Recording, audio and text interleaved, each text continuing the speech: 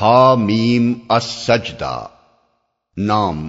اس سورہ کا نام دو لفظوں سے مرکب ہے، ایک حامیم اور دوسرے السجدہ۔ مطلب یہ ہے کہ وہ سورہ جس کا آغاز حامیم سے ہوتا ہے اور جس میں ایک مقام پر آیت سجدہ آئی ہے۔ زمانہ نزول۔ معتبر روایات کی روح سے اس کا زمانہ نزول حضرت حمزہ کے ایمان لانے کے بعد اور حضرت عمر کے ایمان لانے سے پہلے ہے۔ نبی صلی اللہ علیہ وسلم کے قدیم ترین سیرت نگار محمد بن اسحاق نے مشہور تابعی محمد بن کعب القرظی کے حوالے سے یہ قصہ نقل کیا ہے کہ ایک دفعہ قریش کے کچھ سردار مسجد حرام میں محفل جمائے بیٹھے تھے اور مسجد کے ایک دوسرے گوشے میں رسول اللہ صلی اللہ علیہ وسلم تنہا تشریف رکھتے تھے۔ یہ وہ زمانہ تھا جب حضرت حمزہ ایمان لا چکے تھے اور قریش کے لوگ مسلمانوں کی جمعیت میں روز افزوں اضافہ دیکھ دیکھ کر پریشان ہو رہے تھے۔ اس موقع پر عتبہ بن ربیعہ ابو سفیان کے خسر نے سرداران قریش سے کہا کہ صاحبو، اگر آپ لوگ پسند کریں تو میں جا کر محمد صلی اللہ علیہ وسلم سے بات کروں اور ان کے سامنے چند تجویزیں رکھوں، شاید کہ وہ ان میں سے کسی کو مان لیں اور ہم بھی اسے قبول کر لیں اور اس طرح وہ ہماری مخالفت سے باز آ جائیں۔ سب حاضرین نے اس سے اتفاق کیا اور عتبہ اٹھ کر نبی صلی اللہ علیہ وسلم کے پاس جا بیٹھا۔ آپ اس کی طرف متوجہ ہوئے تو اس نے کہا، بھتیجے، تم اپنی قوم میں اپنے نسب اور خاندان کے اعتبار سے جو حیثیت رکھتے ہو وہ تمہیں معلوم ہے، مگر تم اپنی قوم پر ایک بڑی مصیبت لے آئے ہو۔ تم نے جماعت میں تفرقہ ڈال دیا ہے، ساری قوم کو بے وقوف ٹھہرایا، قوم کے دین اور اس کے معبودوں کی برائی کی اور ایسی باتیں کرنے لگے جن کے معنی یہ ہیں کہ ہم سب کے باپ دادا کافر تھے۔ اب ذرا میری بات سنو، میں کچھ تجویزیں تمہارے سامنے رکھتا ہوں، ان پر غور کرو، شاید کہ ان میں سے کسی کو تم قبول کر لو۔ رسول اللہ صلی اللہ علیہ وسلم نے فرمایا، ابو الولید، آپ کہیں، میں سنوں گا۔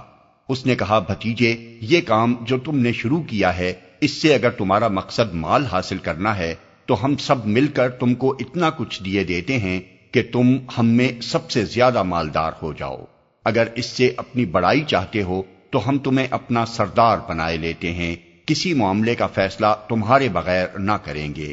اگر بادشاہی چاہتے ہو تو ہم تمہیں اپنا بادشاہ بنا لیتے ہیں، اور اگر تم پر کوئی جن آتا ہے جسے تم خود دفع کرنے پر قادر نہیں ہو تو ہم بہترین اطباء بلواتے ہیں اور اپنے خرچ پر تمہارا علاج کراتے ہیں۔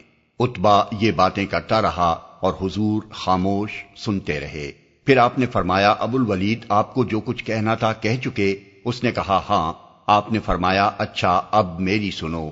اس کے بعد آپ نے بسم اللہ الرحمن الرحیم پڑھ کر اسی سورت کی تلاوت شروع کی اور عتبہ اپنے دونوں ہاتھ پیچھے زمین پر ٹیکے غور سے سنتا رہا۔ آیت سجدہ آیت 38 پر پہنچ کر آپ نے سجدہ کیا، پھر سر اٹھا کر فرمایا، اے ابو الولید، میرا جواب آپ نے سن لیا، اب آپ جانیں اور آپ کا کام۔ عتبہ اٹھ کر سرداران قریش کی مجلس کی طرف چلا تو لوگوں نے دور سے اس کو دیکھتے ہی کہا، خدا کی قسم، عتبہ کا چہرہ بدلا ہوا ہے، یہ وہ صورت نہیں ہے جسے لے کر یہ گیا تھا۔ پھر جب وہ آ کر بیٹھا تو لوگوں نے کہا، کیا سن آئے؟ اس نے کہا، بخدا، میں نے ایسا کلام سنا کہ کبھی اس سے پہلے نہ سنا تھا۔ خدا کی قسم، نہ یہ شعر ہے، نہ سحر ہے، نہ کہانت۔ اے سرداران قریش، میری بات مانو اور اس شخص کو اس کے حال پر چھوڑ دو۔ میں سمجھتا ہوں کہ یہ کلام کچھ رنگ لا کر رہے گا۔ فرض کرو اگر عرب اس پر غالب آ گئے تو اپنے بھائی کے خلاف ہاتھ اٹھانے سے تم بچ جاؤ گے اور دوسرے اس سے نمٹ لیں گے، لیکن اگر وہ عرب پر غالب آ گیا تو اس کی بادشاہی تمہاری بادشاہی اور اس کی عزت تمہاری عزت ہی ہوگی۔ سرداران قریش اس کی یہ بات سنتے ہی بول اٹھے، ولید کے ابا، آخر اس کا جادو تم پر بھی چل گیا۔ عتبہ نے کہا، میری جو رائے تھی وہ میں نے تمہیں بتا دی، اب تمہارا جو جی چاہے کرتے رہو۔ اس قصے کو متعدد دوسرے محدثین نے حضرت جابر بن عبداللہ سے بھی مختلف طریقوں سے نقل کیا ہے، جن میں تھوڑا بہت لفظی اختلاف ہے۔ ان میں سے بعض روایتوں میں یہ بھی آیا ہے کہ جب حضور تلاوت کرتے ہوئے آیت فَإِنْ أَعْرَضُوا فَقُلْ أَنذَرْتُكُمْ صَاعِقَةً مِثْلَ صَاعِقَةِ عَادٍ وَثَمُودَ، اب اگر یہ لوگ منہ موڑتے ہیں تو ان سے کہہ دو کہ میں تمہیں عاد اور سمود کے عذاب جیسے ایک اچانک ٹوٹ پڑنے والے عذاب سے ڈراتا ہوں۔ پر پہنچے تو عتبہ نے بے اختیار آپ کے منہ پر ہاتھ رکھ دیا اور کہا خدا کے لیے اپنی قوم پر رحم کرو۔ بعد میں اس نے سرداران قریش کے سامنے اپنے اس فعل کی وجہ یہ بیان کی کہ آپ لوگ جانتے ہیں محمد کی زبان سے جو بات نکلتی ہے پوری ہو کر رہتی ہے، اس لیے میں ڈر گیا کہ کہیں ہم پر عذاب نازل نہ ہو جائے۔ موضوع اور مضمون۔ عتبہ کی اس گفتگو کے جواب میں جو تقریر اللہ تعالی کی طرف سے نازل ہوئی، اس میں ان بیہودہ باتوں کی طرف سرے سے کوئی التفات نہ کیا گیا جو اس نے نبی صلی اللہ علیہ وسلم سے کہی تھی۔ اس لیے جو کچھ اس نے کہا تھا وہ دراصل حضور کی نیت اور آپ کی عقل پر حملہ تھا۔ اس کی ساری باتوں کے پیچھے یہ مفروضہ کام کر رہا تھا کہ حضور کے نبی اور قرآن کے وحی ہونے کا تو بہرحال کوئی امکان نہیں ہے۔ اب لا محالہ آپ کی اس دعوت کا محرک یا تو مال و دولت اور حکومت و اقتدار حاصل کرنے کا جذبہ ہے، یا پھر معاذ اللہ آپ کی عقل میں فتور آ گیا ہے۔ پہلی صورت میں وہ آپ سے سودے بازی کرنا چاہتا تھا، اور دوسری صورت میں یہ کہہ کر آپ کی توہین کر رہا تھا کہ ہم اپنے خرچ پر آپ کی دیوانگی کا علاج کرائے دیتے ہیں۔ ظاہر ہے کہ اس طرح کی بےہودگیوں پر جب مخالفین اتر آئیں تو ایک شریف آدمی کا کام ان کا جواب دینا نہیں ہے، بلکہ اس کا کام یہ ہے کہ ان کو قطعی نظر انداز کر کے اپنی جو بات کہنی ہو کہے۔ عتبہ کی باتوں سے صرف نظر کرتے ہوئے اس سورہ میں اس مخالفت کو موضوع بحث بنایا گیا ہے جو قرآن مجید کی دعوت کو زک دینے کے لیے کفار مکہ کی طرف سے اس وقت انتہائی ہٹ دھرمی اور بد اخلاقی کے ساتھ کی جا رہی تھی۔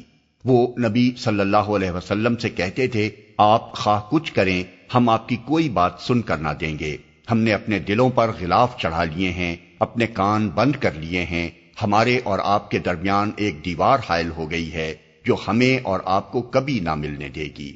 انہوں نے آپ کو صاف صاف نوٹس دے دیا تھا کہ آپ اپنی اس دعوت کا کام جاری رکھیے، ہم آپ کی مخالفت میں جو کچھ ہم سے ہو سکے گا کریں گے۔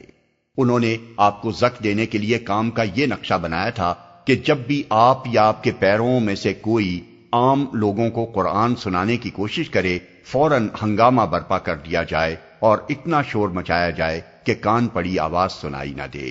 وہ پوری سرگرمی کے ساتھ اس کام میں لگے ہوئے تھے کہ قرآن مجید کی آیات کو الٹے معنی پہنا کر عوام میں طرح طرح کی غلط فہمیاں پھیلائیں۔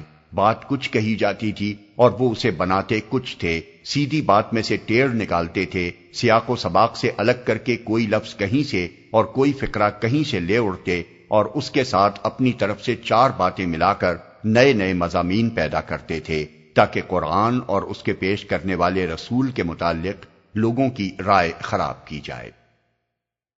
عجیب عجیب قسم کے اعتراضات جڑتے تھے جن کا ایک نمونہ اس سورہ میں پیش کیا گیا ہے۔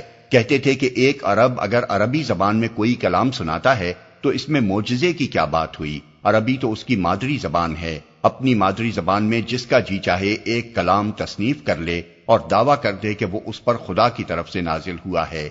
معجزہ تو جب ہوتا کہ یہ شخص کسی دوسری زبان میں جسے یہ نہیں جانتا یکا یک اٹھ کر ایک فصیح و بلیغ تقریر کر ڈالتا، تب یہ سمجھا جا سکتا تھا کہ یہ اس کا اپنا کلام نہیں ہے بلکہ اوپر کہیں سے اس پر نازل ہو رہا ہے۔ اس اندھی اور بحری مخالفت کے جواب میں جو کچھ فرمایا گیا ہے اس کا ماحصل یہ ہے: ایک، یہ خدا ہی کا نازل کردہ کلام ہے اور عربی زبان ہی میں ہے۔ جو حقیقتیں اس میں صاف صاف کھول کر بیان کی گئی ہیں، جاہل لوگ ان کے اندر علم کی کوئی روشنی نہیں پاتے، مگر سمجھ بوجھ رکھنے والے اس روشنی کو دیکھ بھی رہے ہیں اور اس سے فائدہ بھی اٹھا رہے ہیں۔ یہ تو خدا کی رحمت ہے کہ اس نے انسان کی رہنمائی کے لیے یہ کلام نازل کیا۔ کوئی اسے زحمت سمجھتا ہے تو یہ اس کی اپنی بد نصیبی ہے۔ خوشخبری ہے ان لوگوں کے لیے جو اس سے فائدہ اٹھائیں، اور ڈرنا چاہیے ان لوگوں کو جو اس سے منہ موڑ لیں۔ دو، تم نے اگر اپنے دلوں پر غلاف چڑھا لیے ہیں اور اپنے کان بہرے کر لیے ہیں تو نبی کے سپرد یہ کام نہیں کیا گیا ہے کہ جو نہیں سننا چاہتا اسے سنائے اور جو نہیں سمجھنا چاہتا اس کے دل پر زبردستی اپنی بات اتارے۔ یہ تو تمہارے ہی جیسا ایک انسان ہے، سننے والوں ہی کو سنا سکتا ہے اور سمجھنے والوں ہی کو سمجھا سکتا ہے۔ تین، تم چاہے اپنی آنکھیں اور کان بند کر لو اور اپنے دلوں پر غلاف چڑھا لو، مگر حقیقت یہی ہے کہ تمہارا خدا بس ایک ہی ہے اور تم کسی دوسرے کے بندے نہیں ہو۔ تمہاری ضد سے یہ حقیقت بہرحال نہیں بدل سکتی۔ مان لوگے اور اس کے مطابق اپنا عمل درست کر لوگے تو اپنا ہی بھلا کرو گے، نہ مانو گے تو خود ہی تباہی سے دوچار ہوگے۔ 4، تمہیں کچھ احساس بھی ہے کہ یہ شرک اور کفر تم کس کے ساتھ کر رہے ہو؟ اس خدا کے ساتھ جس نے یہ اتھاہ کائنات بنائی ہے، جو زمین و آسمان کا خالق ہے، جس کی پیدا کی ہوئی برکتوں سے اس زمین میں تم فائدہ اٹھا رہے ہو اور جس کے مہیا کیے ہوئے رزق پر تم پل رہے ہو۔ اس کا شریک تم اس کی حقیر مخلوقات کو بناتے ہو اور سمجھانے کی کوشش کی جاتی ہے تو ضد میں آ کر منہ موڑتے ہو۔ 5، اچھا نہیں مانتے تو خبردار ہو جاؤ کہ تم پر اسی طرح کا عذاب اچانک ٹوٹ پڑنے کے لیے تیار ہے جیسا عاد اور سمود پر آیا تھا، اور یہ عذاب بھی تمہارے جرم کی آخری سزا نہ ہوگا بلکہ آگے میدان حشر کی باز پرس اور جہنم کی آگ ہے۔ 6، بڑا ہی بدقسمت ہے وہ انسان جس کے ساتھ ایسے شیاطین جن و انس لگ جائیں جو اسے ہر طرف ہرا ہی ہرا دکھاتے رہیں، اس کی حماقتوں کو اس کے سامنے خوشنما بنا کر پیش کریں اور اسے کبھی نہ خود صحیح بات سوچنے دیں نہ کسی دوسرے سے سننے دیں۔ اس طرح کے نادان لوگ آج تو یہاں ایک دوسرے کو بڑھاوے چڑھاوے دے رہے ہیں اور ہر ایک دوسرے کی شہ پا کر نہلے پر دہلا مار رہا ہے، مگر قیامت کے روز جب شامت آئے گی تو ان میں سے ہر ایک کہے گا کہ جن لوگوں نے مجھے بہکایا تھا وہ میرے ہاتھ لگ جائیں تو انہیں پاؤں تلے رون ڈالوں۔ 7، یہ قرآن ایک اٹل کتاب ہے، اسے تم اپنی گھٹیا چالوں اور اپنے جھوٹ کے ہتھیاروں سے شکست نہیں دے سکتے۔ باطل خواہ سامنے سے آئے یا در پردہ اور بالواسطہ حملہ آور ہو، اسے زک دینے میں کبھی کامیاب نہ ہو سکے گا۔ 8، آج تمہاری اپنی زبان میں یہ قرآن پیش کیا جا رہا ہے تاکہ تم اسے سمجھ سکو تو تم کہتے ہو کہ یہ کسی عجمی زبان میں آنا چاہیے تھا، لیکن اگر ہم تمہاری ہدایت کے لیے عجمی زبان میں اسے بھیجتے تو تم ہی لوگ کہتے کہ یہ بھی عجیب مذاق ہے، عرب قوم کی ہدایت کے لیے عجمی زبان میں کلام فرمایا جا رہا ہے جسے یہاں کوئی نہیں سمجھتا۔ اس کے معنی یہ ہے کہ تمہیں دراصل ہدایت مطلوب ہی نہیں ہے، نہ ماننے کے لیے نت نئے بہانے تراش رہے ہو۔ 9، کبھی تم نے یہ بھی سوچا کہ اگر فی الواقع حقیقت یہی نکلی کہ یہ قرآن خدا کی طرف سے ہے تو اس کا انکار کر کے اور اس کی مخالفت میں اتنی دور تک جا کر تم کس انجام سے دوچار ہوگے؟ 10، آج تم نہیں مان رہے ہو مگر عنقریب تم اپنی آنکھوں سے دیکھ لو گے کہ اس قرآن کی دعوت تمام آفاق پر چھا گئی ہے اور تم خود اس سے مغلوب ہو چکے ہو۔ اس وقت تمہیں پتہ چل جائے گا کہ جو کچھ تم سے کہا جا رہا تھا وہ حق تھا۔ مخالفین کو یہ جوابات دینے کے ساتھ ان مسائل کی طرف بھی توجہ فرمائی گئی ہے جو اس شدید مزاحمت کے ماحول میں اہل ایمان کو اور خود نبی صلی اللہ علیہ وسلم کو درپیش تھے۔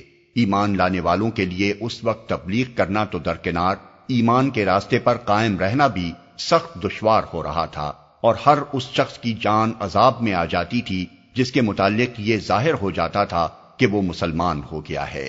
دشمنوں کی خوفناک جتھا بندی اور ہر طرف چھائی ہوئی طاقت کے مقابلے میں وہ اپنے آپ کو بالکل بے بس اور بے یار و مددگار محسوس کر رہے تھے۔ اس حالت میں اول تو یہ کہہ کر ان کی ہمت بندھائی گئی کہ تم حقیقت میں بے یار و مددگار نہیں ہو، بلکہ جو شخص بھی ایک دفعہ خدا کو اپنا رب مان کر اس عقیدے اور مسلک پر مضبوطی کے ساتھ جم جاتا ہے، خدا کے فرشتے اس پر نازل ہوتے ہیں اور دنیا سے لے کر آخرت تک اس کا ساتھ دیتے ہیں۔ پھر یہ فرما کر ان کا حوصلہ بڑھایا گیا کہ بہترین ہے وہ انسان جو خود نیک عمل کرے، دوسروں کو خدا کی طرف بلائے اور ڈٹ کر کہے کہ میں مسلمان ہوں۔